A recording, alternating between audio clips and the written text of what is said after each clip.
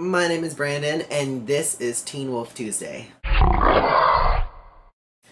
On last night's episode of Teen Wolf, it was called Frayed. It was episode 5, I believe. And I was right. um, it was kind of like a flashback episode.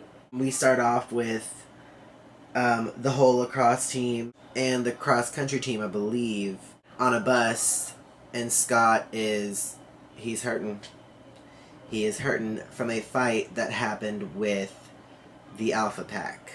In last night's episode, we get Stalker, Lydia, and Allison following the bus, and Styles really wants to discuss what's going on with the Gaelic words and everything that's going on, and Scott just isn't for it. Plus, he's not healing from the scratch from, I believe, Ennis. Or no, it was definitely Ethan and Aiden who scratched him.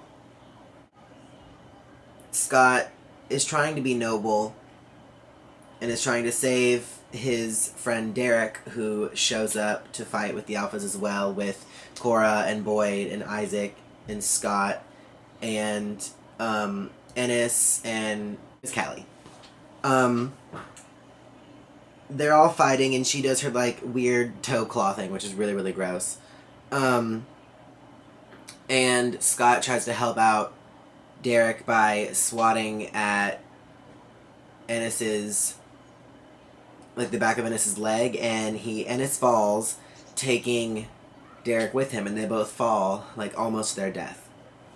And it looks like they're in a mall, or someplace with escalators. It might be, an old airport or a mall. I wasn't really sure. Allison's mom shows up in her head to try to calm Allison down, because she's freaking out because she still loves Scott, and Scott's dying right in front of her, and she doesn't know what to do. So she threads the needle. If you saw, you know what I'm talking about.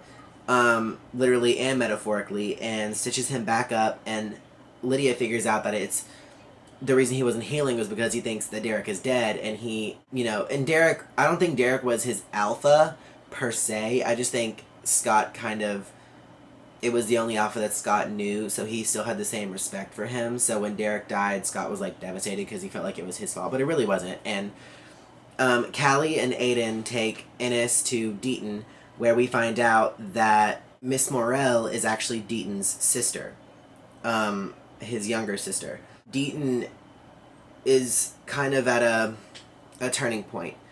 Does he help the Alpha Pack even though he knows it's evil, or does he turn his family away? In the end, he ends up helping the Alpha Pack, I think out of a respect thing, because Deaton can't sit here and help all of these other all these other werewolves and not help them. That's kind of prejudice. Even though they're bad, he still has to, protect everybody.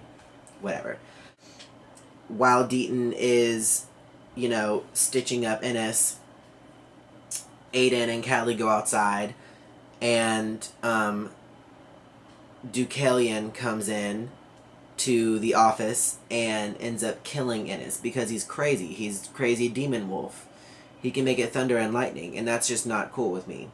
And Callie howls out, and at that point, Peter and Cora are spying on them, and so they leave. The Argents move into the same building that Derek lives in and that the Alpha Pack live in. So it's a full-on just cray-cray paranormal building.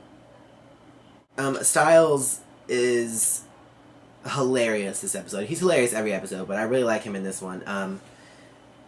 He and Danny have a very love-hate relationship in which Danny hates him, and Styles loves to fuck with Danny. So you're all probably wondering what happened to Derek. I told you guys in the beginning of this that he fell and he was lifeless. Well, at the end of the episode, we see Jennifer, the teacher that we know he likes, and she gets in her car, and then Derek comes up out of nowhere and smacks his bloody hand on the window, and looks at her with those beautiful eyes, and he's all hurt, and then he collapses, and she gets out of her car and helps him. And so he's definitely alive. They can't kill off Derek. They're not that stupid.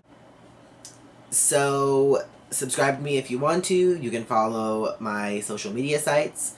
Whatever it's called, .tumblr.com. My Instagram is itsbeyondbrandon, all one word. My Vine is itsbeyondbrandon, all one word.